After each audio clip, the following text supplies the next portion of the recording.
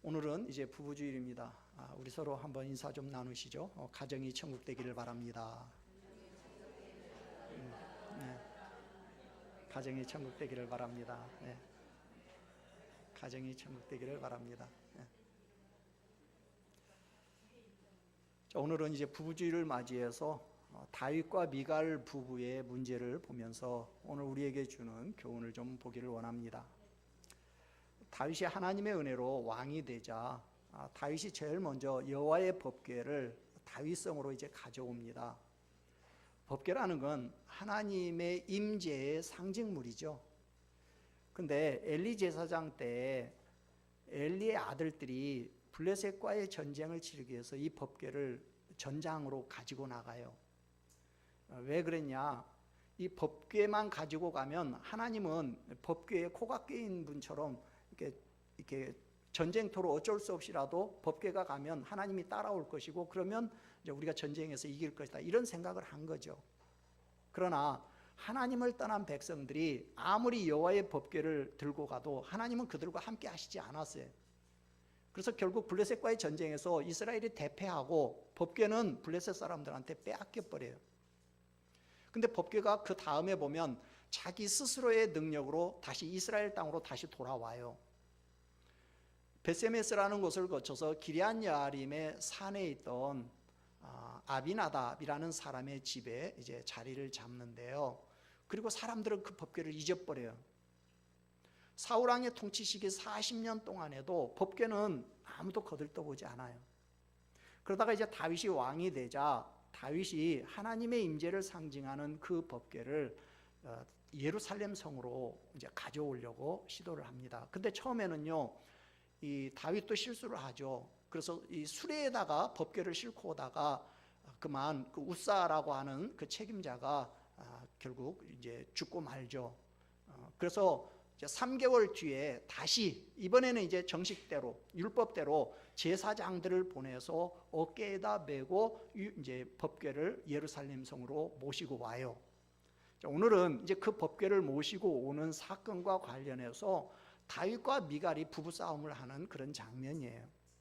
자, 오늘 다윗 부부의 이 갈등을 보면서 우리가 배울 수 있는 교훈과 진리가 뭡니까? 첫째로 행복한 가정을 이루기 위해서는 결혼의 동기가 바로 되지 않으면 안 돼요. 이 세상에 하나님께서 직접 세우신 기관이 두 개가 있는데 하나는 가정이고 하나는 교회입니다. 가정은 하나님께서 아담과 하와를 창조하시고 생육하고 번성하도록 축복하시면서 주신 기관이에요. 그리고 교회는 인간이 타락한 이후에 인간을 구원하는 기관으로 세워주신 기관이고요. 그러니까 교회보다도 먼저 하나님의 뜻을 이루는 기관으로 세워주신 곳이 가정이에요. 그래서 가정은 굉장히 중요합니다.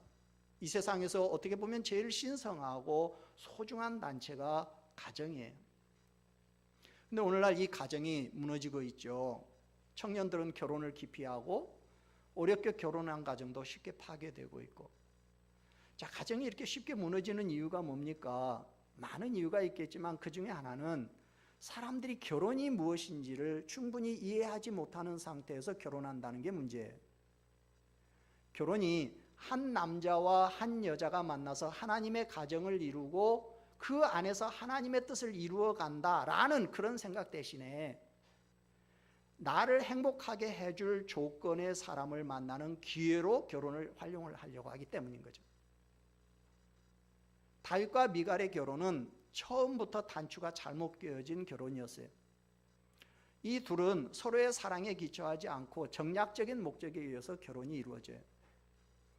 다윗이 골리앗과의 전쟁 이후에 여호와의 신이 함께함으로 하는 일마다 승승장구해요. 반면에 사울 왕은 여호와의 신이 떠나고 악신이 그를 관장하니까 괴로워합니다. 그런 사울 왕이 다윗을 죽이기 위해서 꾸민 계략이 뭐냐면 자기의 딸을 다윗과 정략 결혼시키는 것이었어요. 처음에는 다윗에게 큰 딸인 메랍을 주겠다고 그랬어요. 근데 메랍을 지금 다윗에게 결혼시키려고 하는 목적이 뭐냐? 이는 그가 생각하기를 내 손을 그에게 대지 않고 블레셋 사람들의 손을 그에게 대게 하리라 하였더라. 그러니까 사울은요, 딸 메랍을 통해서 다윗을 죽이려고 했던 거예요. 그런데 다윗과 이제 결혼을 시키겠다고 한 날짜가 되니까 자기 딸을 다윗에게 시집을 보낸 것이 아니라 엉뚱하게 무올라 사람 아들이라는 남자한테 시집을 보내버려요. 그러니까 이제 그 당시에는 철저하게 가부장 사회였기 때문에 뭐 지금도 그런 부분이 심하게 있습니다만은 팔레스틴 지역에서는 여자는 이제 아버지의 재산으로 이렇게 간주가 됐던 시절이기 때문에 그러기는 합니다만은, 그러나 한 나라의 왕이 딸을 준다고 했다가 딴 남자한테 보내버린 거죠. 줘버린 거죠. 그러니까 다윗 입장에서는 상당히 기분 나빴겠죠. 근데 상대가 왕이기 때문에 그걸 표현할 수는 없는 거겠죠. 자, 이런 일이 있고 난 다음에 이번에는 메랍의 동생이었던 미갈이 다윗을 좋아하게 돼요. 미갈은 언니가 다른 남자한테 시집을 가버리고 나니까 어떻게 보면 이제 형부가 될 사람이었는데 언니가 딴 남자한테 시집 가고 나니까 그 형부 될 사람을 좋아하게 돼요. 근데 이 말이 사울왕 귀에 들어가니까 사울왕이 또 뭐라고 하냐면, 그래? 그러면 내가 미갈을 다윗에게 주겠다. 또 이렇게 나와요. 그런데 사울왕이 미갈을 다윗에게 결혼시키려고 하는 이유가 뭐냐? 내가 딸을 그에게 주어서 그에게 올무가 되게 하고 블레셋 사람들의 손으로 그를 치게 하리라. 그러니까 다윗을 제거할 목적으로 지금 둘째 딸을 이용하려고 하는 거예요. 그래서 다윗에게 결혼을 하면 이제 결혼 지참금을 가져야 하는데 다윗이 부자가 아니니까 결혼 지참금으로 너는 블레셋 사람의 포피 100개를 가져와라. 이렇게 이제 말합니다. 포피라는 건 남자 성기의 표피를 말합니다. 임진왜란 때 일본 사람들이 우리나라 사람들 코를 잘라갔어요. 이제 전쟁 그 노획물로. 그것이 지금 일본에 가면 이제 한국 사람들 코만 이렇게 쌓아놓고 이렇게 큰 이렇게 묘처럼 이렇게 만들어놨는데요. 근데 사울 왕은 다윗에게 블레셋 사람들 성기를 잘라와라 그런 거죠. 이 말은 결국 뭐냐면 블레셋 남자 100명 죽여라 이 말이죠. 그러면 다윗이 아무리 싸움을 잘하더라도 블레셋 남자 100명하고 싸우다 보면 그 중에 이제 다윗도 죽겠지 이런 생각을 한 거죠. 근데 다윗이 블레셋 사람 포피 200개를 갖다 줘버려요. 사울왕이 왕의 체면도 있고 또 왕이 한 말도 있고 그러니까 이번에는 이제 어쩔 수 없이 다윗과 이제 결혼을 시켜요, 미갈을. 이렇게 해서 다윗과 미갈이 결혼을 하게 돼요. 근데 성경에 보면 미갈이 다윗을 사랑했다 그런 말이 나와요. 근데 다윗이 미갈을 사랑했다는 말은 어디에도 안 나와요. 결국 다윗과 미갈의 결혼은 다윗을 죽이려는 사울 왕의 음모와 그다음에 다윗 입장에서는 자기가 출세하는 데 있어서 도움이 되는 왕의 딸을 아내로 맞이하려는, 즉 부마가 되려는 다윗의 정략적인 목적이 맞아떨어져서 이루어진 결혼인 거죠. 물론 미갈이 정말로 다윗을 사랑했던 것 같아요. 그래서 사울 왕이 이제 결혼을 했는데도 사위가 됐는데도 사위를 죽이려고 군대를 보내요. 가서 죽이라. 그런데 그 사실을 딸 미갈이 알고 밤중에 몰래 창문을 열고 다윗을 이렇게 달아내려 갖고 도망가게 이렇게 도와줘요. 그리고 군인들한테는 뭐라고 하냐면 다윗이 지금 아파갖고 누워있다 이렇게 속여가지고 다윗이 멀리 도망갈 수 있는 시간을 벌어줘요. 그러니까 결혼 생활이라는 것은 그러나 어느 한편의 사랑만으로 이루어질 수는 없는 거죠. 결국 잘못된 동기로 맺어진 결혼은 오래가지 못하고 얼마 되지 않아서 결국 서로 파탄나고 맙니다. 물론 부부 사이에 문제가 생겨서 파탄난 건 아니에요. 사울 왕이 그 장인이 사위를 죽이려고 하기 때문에 어쩔 수 없이 다윗이 집을 떠나서 이제 도망 다니다 보니까 자연스럽게 부부가 헤어지게 된 거죠. 그 이후에 다윗은 이제 도망자 생활을 하다가 만난 이제 여자들과 첫 번째 나발의 아내였던 그 아비가일이라는 여자와 또 이스라엘 여자인 아히노암이라는 여자와 또 이제 결혼을 다시 재혼을 하게 됩니다.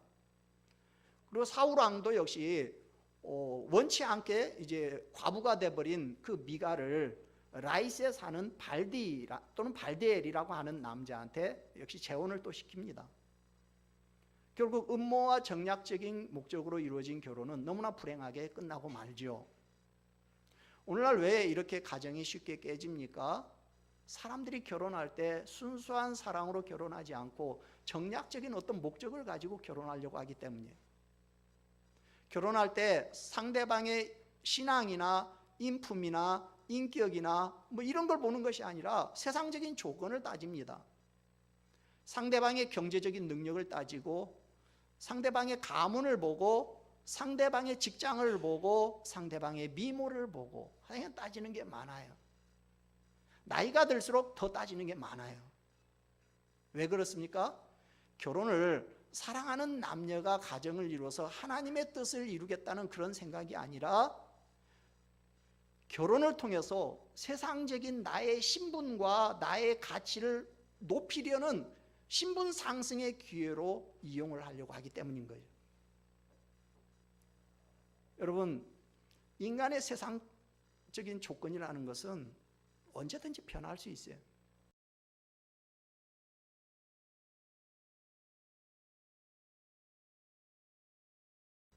경제적인 능력을 보고 결혼을 했는데 사업이 잘못돼서 길바닥에 다 앉을 수도 있어요. 그렇게 되면 결국 그 조건을 보고 결혼한 사람은 결혼 생활이 이제 힘들어질 수밖에 없는 거예요. 사랑으로 맺어진 부부가 아니라 음모와 정략으로 맺어진 결혼은 위험합니다. 물론 결혼이라는 것이 한 사람의 일생에 있어서 너무 중요한 중대사이기 때문에 상대방의 조건을 사실 안 따질 수는 없어요. 그러나 가정의 행복이라는 것은 결혼한 이후에 부부가 서로 만들어가는 것이지 결혼 이전에 그 조건들에 의해서 결정되는 것이 아니에요. 결혼의 동기가 잘못된 결혼을 하게 되면 행복한 가정을 이루기가 어렵습니다.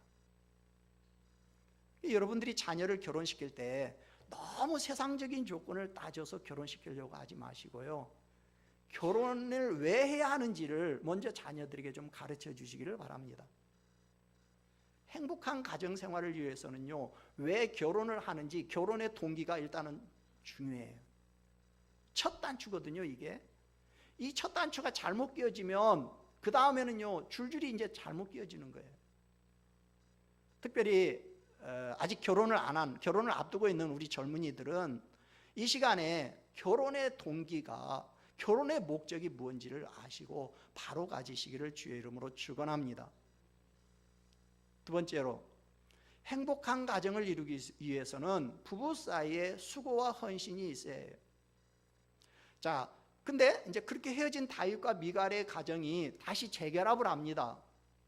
근데 그 재결합도 서로 사랑함으로 이루어지는 것이 아니라 역시 또 철저하게 정략적인 목적으로 또 이루어져요. 사울왕이 죽고 나니까 이스보셋이 사울왕의 뒤를 이어서 왕이 됩니다. 근데 이제 유다 지파에서는 다윗을 왕으로 세웁니다. 근데 점점 사울 왕국은 이제 쪼그라들고 다윗 왕국은 점점 일어납니다. 자, 그런 때 결국 이제 이스보셋의 삼촌이자 군대 장관이었던 아브넬이 다윗에게 항복할 뜻을 전해와요. 그때 다윗이 항복을 받아들이는 조건으로 내세운 조건이 뭐였냐면 지금 다른 남자의 아내가 돼 있는 미갈을 데리고 오라는 거야. 그때까지 미갈은 발디 또는 발델이라고 하는 남자와 결혼해서 뭐 그런 대로 행복하게 잘 살고 있어요, 지금. 근데 다윗이 그 미갈은 내 부인이니까 데리고 오라는 거예요. 자, 다윗이 미갈을 데리고 오라는 이유가 뭘까요? 물론 아직도 다윗이 미갈을 사랑하는 마음이 있어서 뭐 데리고 오라고 했을 수도 있겠죠. 그러나 제가 볼 때 다윗이 미갈을 부른 목적은 순전히 정치적인 목적 때문이에요. 지금 다윗은 유다 지파만의 왕이에요. 그런데 이제 나머지 다른 11지파를 다 흡수해서 통일 이스라엘의 왕이 되려고 하려면 그때 절실하게 다윗에게 지금 필요한 게 뭐냐면 전임 왕인 초대 왕인 사울 왕의 그 계승자라는 이 정통성이에요. 정통성. 근데 지금 어떻게 되냐면 7년 동안을 사울 왕이 죽고 난 다음에 치열하게 남유다와 북이스라엘이 서로 싸웠어요.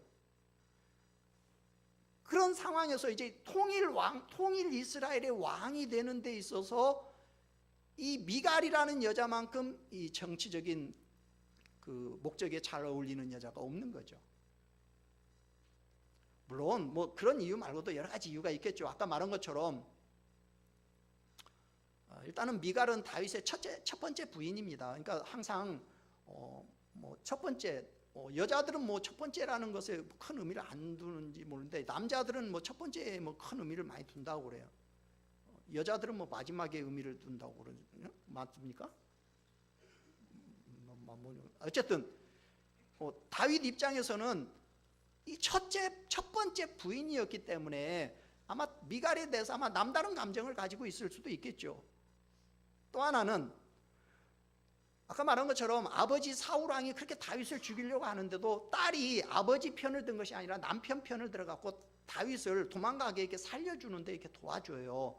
그런 것에 대한 어떤 아름다운 추억도 남아 있을 수 있고요.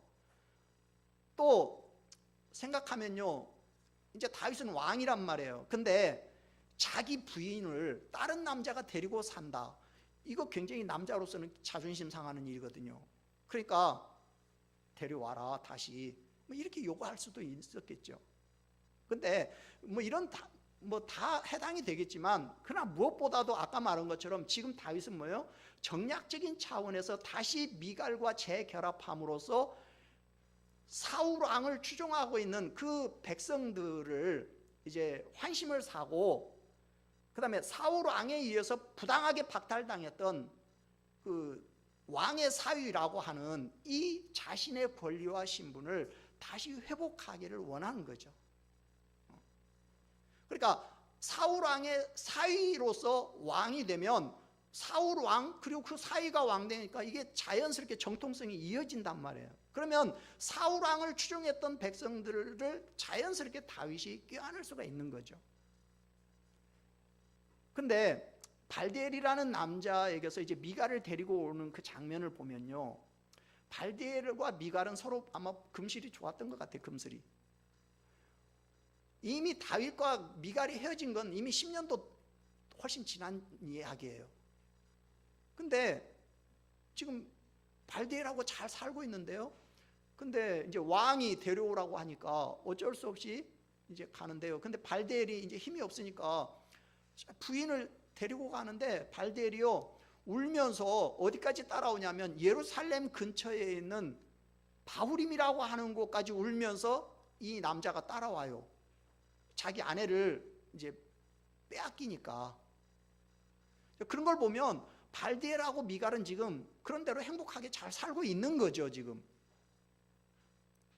그리고 다윗 입장에서 보면요, 사실 이미 다윗은 부인이 여러 명 있어요 지금. 지금 미갈과 헤어지고 지금 혼자 몸으로 지금 지내고 있는 것도 아니에요. 그것도 한두 명도 아니야 부인이. 그리고 다윗 입장에서는 만약 여자가 더 필요하다 그러면 미갈이 아니라 더 이쁘고 더 젊은 여자들과 얼마든지 또 더 결혼을 할 수도 있어요. 근데도 다윗은 굳이 미갈과 재결합을 합니다. 그건 정략적인 목적이 아니고서는 설명할 수가 없는 거죠. 지금 다윗에게 필요한 것은 옛사랑의 회복이 아니라 정치적인 정통성과 안전장치예요. 혹시 미갈이 다윗과 재결합을 만약에 원했다면, 미갈이 원했다면 그것은 그냥 별 볼 일 없는 남자의 그냥 부인으로 살다 죽는 것이 아니라 한 나라의 왕후가 되겠다, 어떤 이런 욕심에서 그랬을 수도 있겠죠. 미갈 입장에서도. 자, 어쨌든 이렇게 해서 재결합을 했는데, 근데 그렇게 재결합한 가정이 원만하게 잘 운영이 됐을까요? 자, 아까 처음에 결혼할 때도 사랑으로가 아니라 정략적인 목적으로 결혼을 했다. 그래서 행복한 가정을 이루기 어렵다고 그랬어요. 근데 이혼한 부부가 다시 재결합을 하는 데 있어서도 역시 마찬가지예요. 구약의 율법에서는요, 그래서 마음에 안 들어서 이혼 증서를 써서 이혼을 한 여자하고 다시 나중에 재결합하는 것은 못하도록 구약 율법에서는 그걸 금하고 있어요. 그러나 뭐 지금 우리가 생각할 때 지금은 뭐 헤어졌던 여자와 다시 뭐 재결합할 수도 있다라고 저는 그렇게 생각합니다. 뭐 재결합할 수 있는 거죠. 뭐 헤어졌는데 가만히 생각해 봤더니 그래도 뭐 그 여자가 제일인 것 같다, 그 남자가 제일이었던 것 같다, 그럼 다시 합칠 수도 있는 거죠. 근데 이때도 반드시 유의해야 할 건 뭐냐? 사랑으로가 아니라 어떤 목적을 가지고 결혼이라는 걸 수단으로 이용을 하게 되면 그 결혼은 위험하다는 거죠. 오늘 다윗과 미갈이 재결합한 것을 두고 잘못됐다 이렇게 나무랄 수는 없습니다. 문제는 사랑이 없는 정략적인 목적에 의한 재결합했다는 그것이 문제인 거죠. 여러분, 가정의 행복은 한 집에서 남녀가 같이 산다고 해서 저절로 얻어지는 것이 아니에요. 서로에 대한 수고와 헌신이 없이는 가정의 행복은 이루어지지 않아요. 사람들은 흔히 사랑하는 사람하고 결혼하기만 하면 저절로 막 행복이 쏟아질 것이다 이런 생각들을 합니다. 그리고는 이제 사랑을 받을 생각만 해요. 그러나 여러분, 가정의 행복은 그렇게 해서는 절대로 이루어지지 않아요. 행복한 가정이란 부부가 서로에 대해서 조금 더 수고하고 조금 더 희생하고 조금 더 헌신할 때 그러면서 가꾸어 가는 거예요. 근데 이 수고와 헌신이라는 것은 사랑이 바탕이 되지 않으면 안 돼요. 사랑하지 않는 사람을 위해서는 사람들이 수고하지 않으려고 합니다. 헌신하지 않으려고 그래요. 자, 사랑하는 여자가 절벽 위에 있는 저 꽃 좀 따다 달라 그러면요, 그 여자를 사랑하면은 뭐 기어 올라가 갖고 뭐 꽃을 따오겠죠. 근데 사랑하지 않는 여자가 저 절벽 위에 가서 꽃 좀 따오라 그러면은요, 남자가 뭐라고 할까요? 너 지금 나 저 절벽 기어 올라가다가 떨어져서 죽으라고 지금 그거 시킨 거지.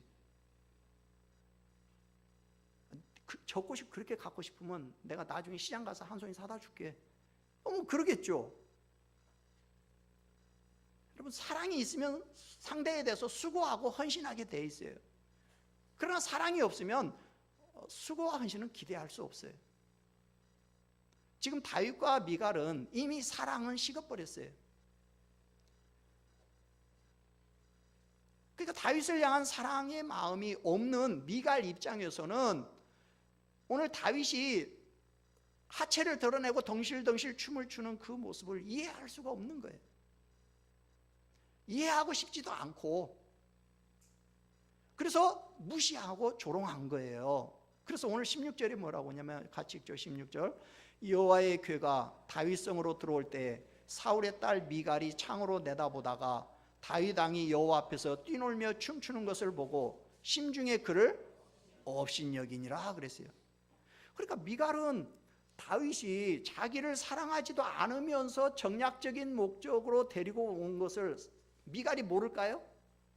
미갈은 왕의 딸로, 즉 공주로 이렇게 자란 사람이기 때문에 정치에 대해서 잘 압니다. 그리고 자기의 존재 가치가 무엇인지도 미갈은 잘 알고 있어요. 잠시나마 발데를 만나서 뭐 행복하게 살고 있는데 다윗이 강제로 그 결혼을 깨고 자기를 데리고 왔어요.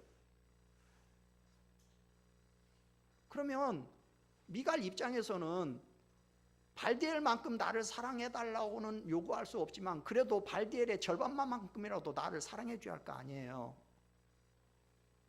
근데 다윗은요, 미갈을 데려와 놓고 왕후라는, 왕비라는 그 이름만 붙여놓고는 별로 그렇게 사랑을 해주지 않았던 것 같아요. 뭐 미갈을 사랑하기에는 이미 다윗에게는 너무 많은 여자들이 있었죠. 그러니까 이런 상황이었기 때문에 미갈 입장에서는 지금 다윗을 이해할 수도 없었고 이해해 줄 마음도 없는 거예요. 다윗이 왜 저러는지를. 오히려 다윗에 대한 미운 마음이 있기 때문에 다윗이 뭐예요? 조금만 눈에 거슬리는 짓을 해도 그게 거슬리는 거예요. 싫은 거예요. 결국은 명목상으로만 부부로 존재하고 실제적인 부부의 사랑이 없는 다윗과 미갈의 가정생활은 결국 불행할 수밖에 없는 거죠. 그리고 그것이 결국 오늘 다윗의 춤 사건을 통해서 이제 겉으로 표출이 된 거예요, 이게. 그러니까 여러분, 행복한 가정이라는 것은 저절로 이루어지는 게 아니에요. 왜 연애할 때는 너 없이는 못 살아 그러다가 결혼하고 나면 너 때문에 못 살아 그러는 겁니까? 서로를 행복하게 해주기 위해서 더 이상 노력하지 않기 때문에. 부부의 행복이라는 건 결코 저절로 만들어지지 않아요. 행복한 가정을 이루기 위해서는 부부 사이에 끊임이 없는 수고와 헌신이 뒤따르지 않으면 안 돼요. 그래서 부부는 이 부부 사이에 사랑이 식지 않도록 늘 조심해야 해요. 그리고 서로를 향해서 수고와 헌신을 해야 해요. 그러려면요, 제가 항상 강조하는 것처럼 부부 사이도요, 내가 조금 손해보고 산다라는 그런 생각이 꼭 필요해요. 제가 항상 이야기하죠. 다른 사람과의 관계 속에서 우리 예수 믿는 사람들은 내가 조금 손해보고 산다, 그런 생각을 가지고 살라고 그랬죠. 슈퍼에 가가지고 콩나물 살 때 한 주먹 그거 더 집어와봐야 그 몇십 원 하지도 않는데 그거 한 주먹 더 집어오려고 하지 말라고 그랬죠. 그냥 이게 다섯 번 뽑을 거 4번 뽑으면 이제 그만 됐다고, 그냥 됐다고 한 주먹 그냥 덜 갖고 그냥 오세요. 그냥 그게 그 사람한테 있어서 저 사람이 왜 저럴까 나중에 알고 봤더니 저 사람 예수 믿는 사람이어서 그랬구나. 그걸 알고 그게 그 사람한테 뭐예요? 예수 믿는 사람의 그 무엇인지를 그 사람한테 그게 보여주는 거죠.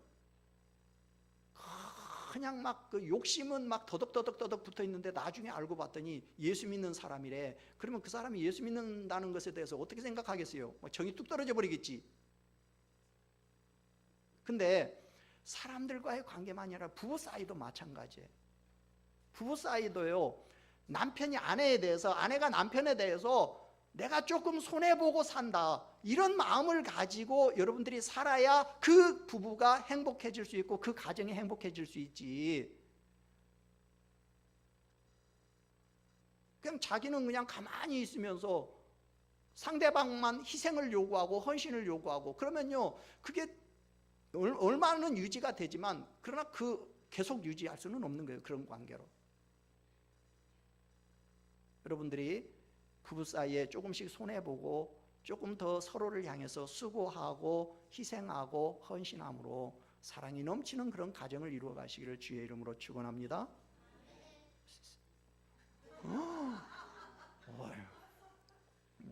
아이고 너 잘 살겠다. 세 번째는요, 근데 너는 어찌 밑에 가서 예배드려야 하려가 지금 위에 올라와 있냐? 참나, 제가 엄청 똑똑해요. 내일 제 미국 가요. 파주시 대표로 뭐 만드는 그 창작대 파주시 대표로 내일 그 미국 가요. 비행기 타고. 저 아직 미국 한 번도 못 가봤다 왔는데 쟤는 벌써 미국 가요. 자, 세 번째는요, 행복한 가정을 이루기 위해서는 상대방의 실수와 잘못을 비난하지 말아야 해요. 다윗은 여호와의 법궤를 예비한 자리로 이제 모시고 나니까 여호와 앞에 번제와 화목제를 드립니다. 그리고 여호와의 이름으로 백성들을 축복해 줍니다. 사실 백성들을 축복하는 것은 제사장에게 주어진 고유 임무 중에 하나죠. 근데 오늘 보면 다윗이 백성들을 축복했다고 그랬어요. 사실 사울왕은 왕으로서 제사장 직분을 대신 하려고 하다가 사무엘에게 야단맞고 하나님한테 버림받거든요. 근데 오늘 다윗은요, 14절에 보면 베봇을 입었다고 그랬거든요. 제사장들이 입는 옷. 그리고 17절에 보면 하나님 앞에 제사를 드렸다고 그랬어요. 그리고 18절에 보면 여호와의 이름으로 백성들을 축복했다고 그랬어요. 자, 이런 걸 보면 아마 하나님이 다윗에게 여호와의 법궤를 옮겨오는 일에 있어서 어느 정도 제사장적인 권한을 다윗에게 허락한 거 아닌가? 뭐 이런 생각을 해볼 수도 있어요. 아니면 지금 이 표현들은 다윗이 제사장들을 통해서 그렇게 했다. 뭐 이렇게 우리가 이해할 수도 있는 것이고, 어쨌든 자 이제 그리고 백성들에게 뭐예요? 전부 기쁨이니까 이제 떡과 음식을, 고기와 건포도를 전부 한 덩어리씩 나누어 줘요. 화목제처럼 이 자원하는 제사는 드린 다음에 제물을 같이 제사 드린 사람들이 나눠 먹거든요. 그 이야기는 뭐냐면 이제 이 사람은 하나님과 화목하게 됐다라는 표시예요. 그러니까 지금 이제 이 하나님 앞에 이제 화목제를 드린 다음에 결국 그 제물을 온 백성들한테 다 나눠줘요. 자, 그리고 이제 백성들이 다 집으로 돌아가고 난 다음에 다윗이 자기 이제 집으로 옵니다. 왕궁으로 와요. 그래서 뭐 하러 오느냐? 이 기쁨을 나누면서 가족들을 축복해 주기 위해서 와요. 근데 그 좋은 순간에 미갈이 다윗을 조롱해 버려요. 20절을 같이 읽습니다. 다윗이 자기의 가족에게 축복하러 돌아오매 사울의 딸 미갈이 나와서 다윗을 맞으며 이르되 이스라엘 왕이 오늘 어떻게 영화로우신지 방탕한 자가 염치 없이 자기의 몸을 드러내는 것처럼 오늘 그의 신복의 계집종의 눈앞에서 몸을 드러내셨도다 하니.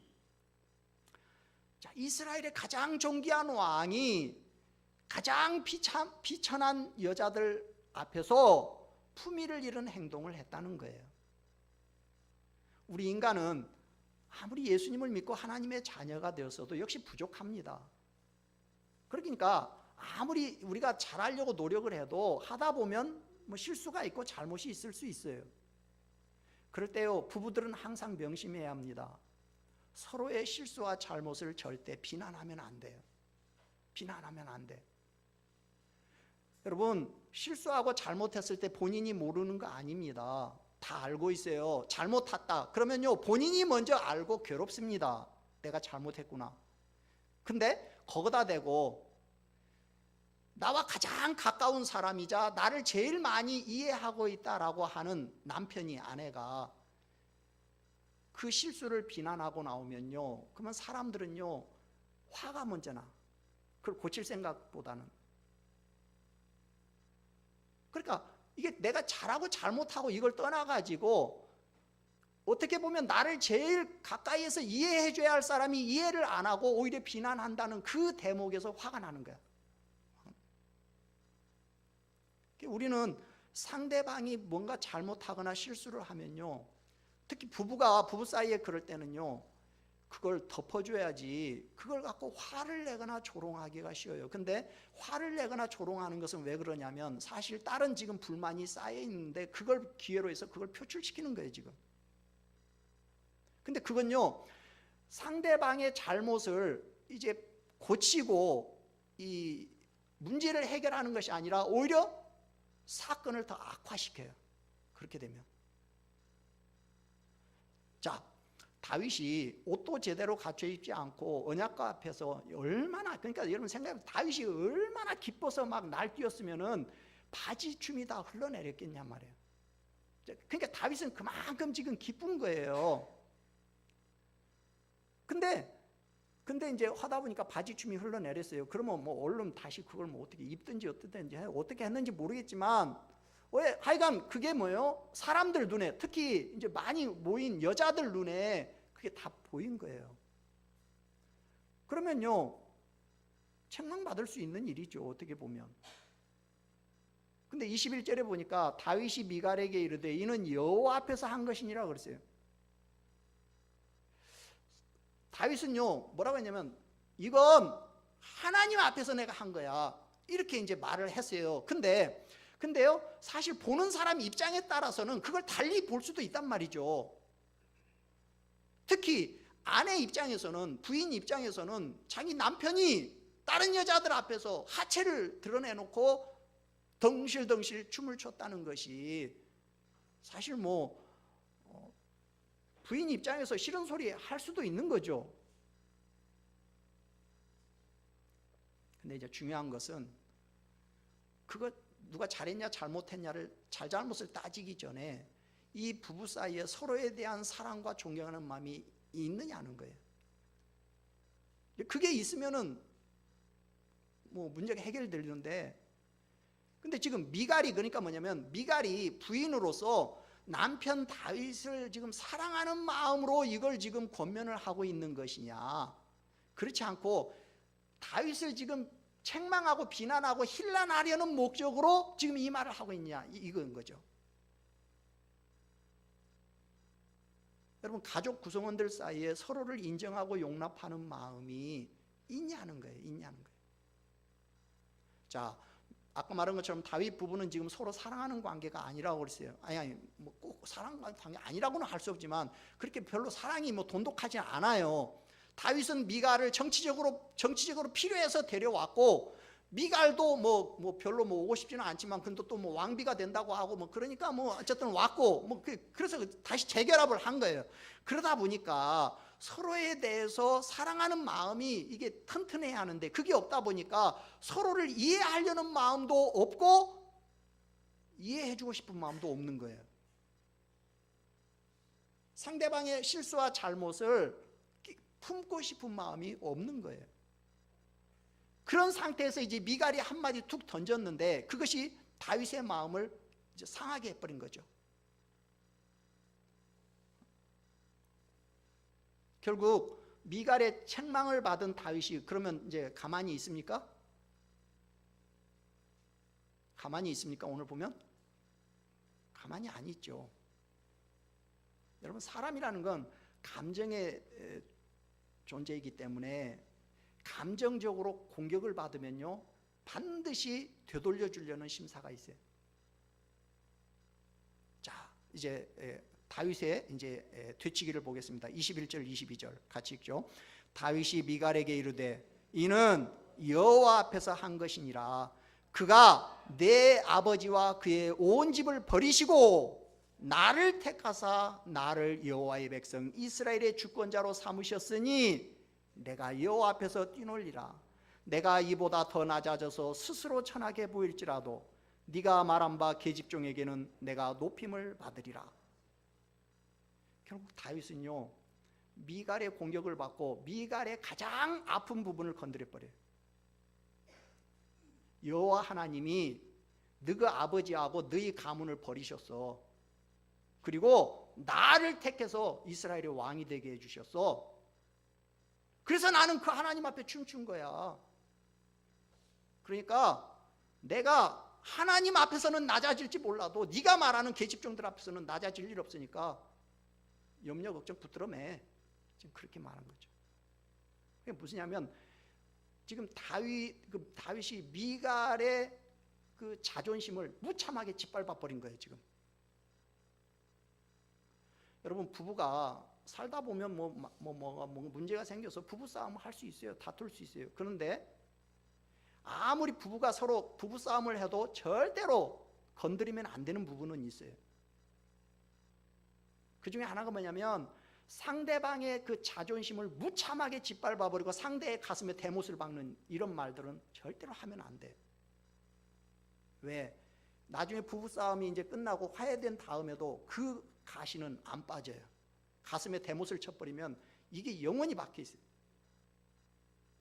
예를 들어서 무슨 말이냐면 시댁이나 처갓집이 망한 이야기, 아니면 시댁이나 처갓집의 그 숨기고 싶은 가정사, 아니면 시부모나 장인 장모의 단점, 이런 거. 그러니까 부부가 서로 잘못했으면 그 본인의 잘못한 부분을만 지적을 해야 하는데 그것이 아니라 그 부모님과 집안 전체를 싸그리 몰아서 도매금으로 그냥 나쁘다고 몰아가 버리면 안 된다는 거예요. 니네 엄마 아빠 할 때부터 내가 니네 집안 알아봤다. 이제 이렇게 나와버리면 내가 잘못한 것을 떠나가지고 이렇게 나와버리면 사람이 이제 그 다음부터는 뭐예요? 그러면 안 돼요. 또 하나는 내가 아무리 노력한다고 해서 고칠 수 없는 그런 부분을 지적하고 나오는 거예요. 예를 들면 외모. 아니 뭐 외모 갖고 말하면 어쩌라는 것이요. 그럼 돈을 뭐 몽땅 주면서 가서 성형수술 받고 오라고 그러면 돈이라도 몽땅 주든지, 아니면 타고난 어떤 그 사람의 독특한 개성, 그걸 지적하면 어쩌라는 거예요. 그러면 그건 이런 부분들은요, 부부가 서로의 감정만 악화시킬 뿐인 거지 문제 해결에는 전혀 도움이 안 돼요. 이런 건. 여러분, 가정에서 왜 부부 간에 문제가 생겨요?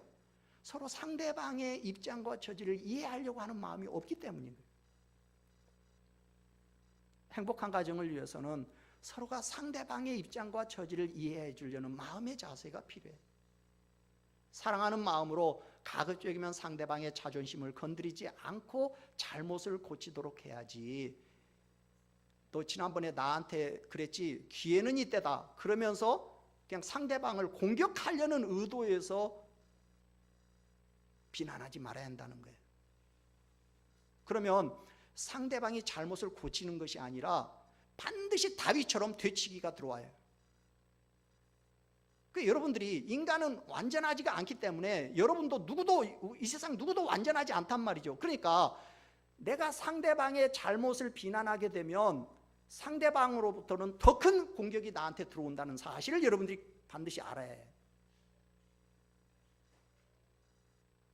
결국은 서로를 용납하지 못하는 마음이 가정의 행복을 깨뜨리고 마는 거예요. 여러분, 바라기는 나도 부족한 존재다 라는 사실을 늘 기억하시고 상대방의 실수를 지적하기보다는 용납할 수 있는 그런 여러분들이 되시기를 주의 이름으로 축원합니다.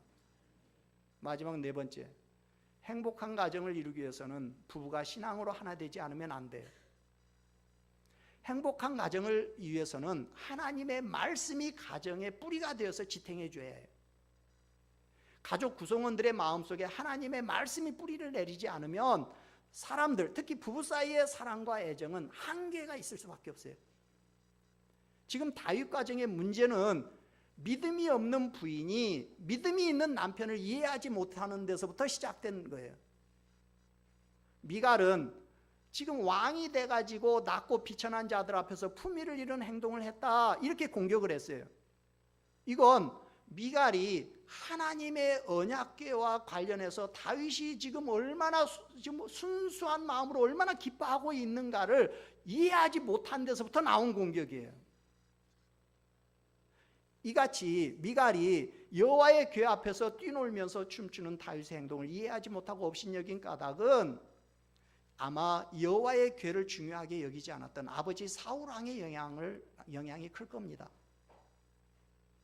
무슨 얘기냐면 사울 왕은 하나님에 대한 믿음이 없었어요. 뭐 성전, 법궤 이런 것엔 별 관심이 없어요. 사울 왕한테는. 만약에 사울 왕이 법궤에 관심이 있었다면 진즉에 법궤를 모셔왔겠죠. 그러나 사울 왕은 자기의 왕자리를 보존하는 데만 급급했지 여호와의 법궤에는 전혀 관심이 없었어요. 그 아버지 밑에서 자란 딸인 미갈 역시도 아버지의 영향으로 신앙이 별로였어요.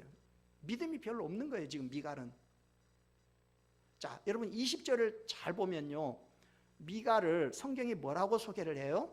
20절을 앞부분 다시 한번 읽어보죠. 다윗이 자기의 가족에게 축복하러 돌아오매 사울의 딸 미갈이 나왔어요. 자, 보세요. 지금 미갈은요 다윗의 부인이에요. 그러면 성경이 뭐라고 해요? 다윗의 부인 미갈이 나와서 이래야 할 거 아니에요. 근데 지금 성경은 뭐라고 하냐면 사울의 딸 미갈이 나와서 이래요. 이 말은 무슨 말이냐면 지금 미갈은 아버지 사울 왕처럼 여호와에 대한 믿음이 없다는 거예요. 반면에 다윗은 자기의 행동을 여호와 앞에서 한 행동이라고 지금 말하는 거죠. 이 말은 다윗의 행동이 어린아이와 같이 지극히 순전한 신앙에서부터 우러나온 행동이라는 거예요. 다윗은 하나님이 자기를 선택해서, 어떻게 보면 다윗은 하나님이 선택하지 않았다면 그냥 목동으로 살다가 죽었을 그냥 그런 평범한 사람이에요. 근데 그런 다윗을 하나님이 선택해서 이스라엘의 왕이 되게 해주신 거예요. 거기에 대해서 다윗은 너무 고맙고 감사한 거예요. 그래서 자기가 이스라엘의 왕이 됐지만 자기가 이스라엘의 왕이라 진짜 이스라엘의 왕은 여호와 하나님이기 때문에 하나님의 임재를 상징하는 여호와의 법궤를 다윗성으로, 즉 왕궁으로 모시고 온 거예요. 그 무슨 얘기냐면 자기가 왕이지만 진짜 왕은 하나님 당신이니까 당신이 다스리시라고, 이런 마음으로 지금 법궤를 모시고 온 거예요. 그러니까 이 법궤가 왕궁으로 들어올 때 다윗의 입장에서는 너무 기쁘고 감사한 거예요. 그러니까 막 얼마나 기뻤던지 춤을 추는데 바지춤이 흘러내는지도 모르고 춤을 추는 정도로 이렇게 기뻤던 거예요. 근데 하나님에 대한 믿음이 없는, 신앙이 없는 미갈 입장에서는 다윗의 그런 행동이 이해가 안 되는 거죠. 저 남자 저거 왜 저래, 미쳤어 지금. 왕이 돼갖고 채신머리가 없이 뭐하는 짓이야, 이렇게 나온 거예요. 왜? 믿음이 없기 때문에 그 남편의 그 신앙에서 비롯된 행동을 이해할 수가 없는 거예요. 결국 오늘 다윗과 미갈 부부의 불행은 근본적으로 어디서부터 비롯된 거냐? 신앙의 차이에서부터 비롯된 거예요. 이게 여러분들이 행복한 가정을 이루기 위해서는 부부가 신앙으로 온전히 하나 되지 않으면 안 돼요. 여러분, 부부가 같이 신앙을 갖고 신앙생활을 해도요, 부부 사이에 신앙의 차이가 있어요. 남편이나 아내 중에 믿음이 좀 더 좋은 사람이 있고 좀 안 좋은 사람이 있어요. 그래가지고요, 서로가 같은 신앙을 가지고 있는데도 서로 이해를 못해갖고 싸울 때가 있어요. 이 사람아 적당히 좀 해서 적당히, 그래 당신 하나님 믿는 줄 안다니까, 근데 애지간히 좀 하라고. 신앙이 안 좋은 사람은요, 신앙이 좋은 부부가 같은 신앙을 가지고 있어도 이해가 안 돼요. 그래서 싸운다고요. 근데 하물며 신앙이 전혀 다르다, 여러분 그 가정은요 정말 하나 되기 힘듭니다. 그냥 정말 많은 부분을 포기하고 내려놓고 그냥 뭐 애 낳았으니까 살아야지, 그냥 뭐 그런 생각으로 그냥 뭐 참으면서 살면 뭐 살 수는 있겠죠. 그런데 그렇게 되면요, 그때부터는 부부 사이의 깊은 어떤 친밀감과 신뢰와 이런 건 이제 깨지는 거예요. 여러분, 정말 행복한 가정, 진정 행복한 부부가 되기를 원합니까? 그렇다면 부부가 신앙 안에서 하나 되시기를 바랍니다.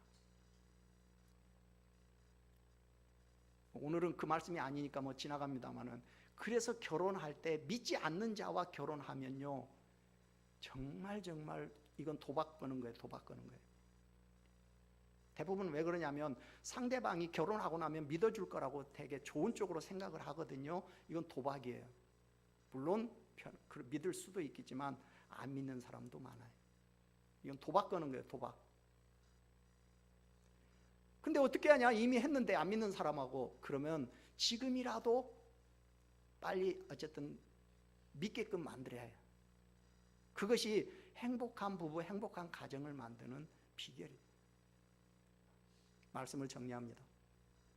여러분, 행복한 가정을 이루기 위해서는 결혼의 동기가 바로 되지 않으면 안 돼요.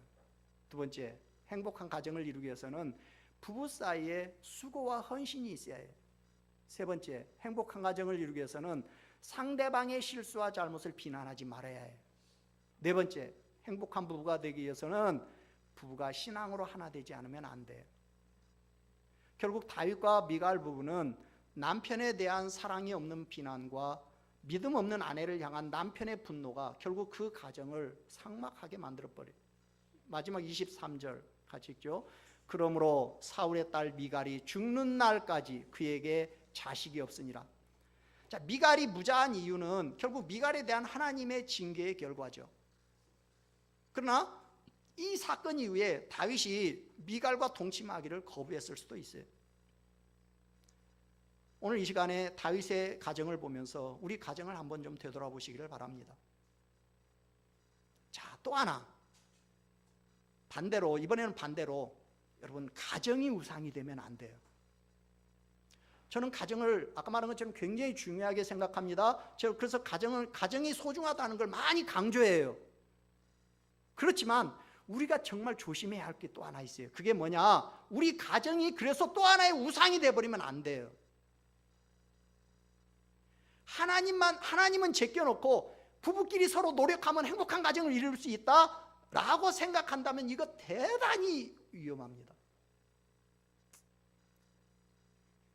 여러분, 행복한 가정이라는 건 물론 부부가 노력을 해야지만 부부가 노력한다고 해서 되는 거 아니에요. 하나님이 우리 가정의 진정한 주인이 되실 때 가능한 거예요. 아무쪼록 하나님께서 여러분의 가정에 은혜를 내리시고 정말 부부가 믿음으로 하나 되시고 그래서 사랑이 넘치는 그런 가정을 이루어 가시기를 주님의 이름으로 축원합니다. 우리 찬송 235장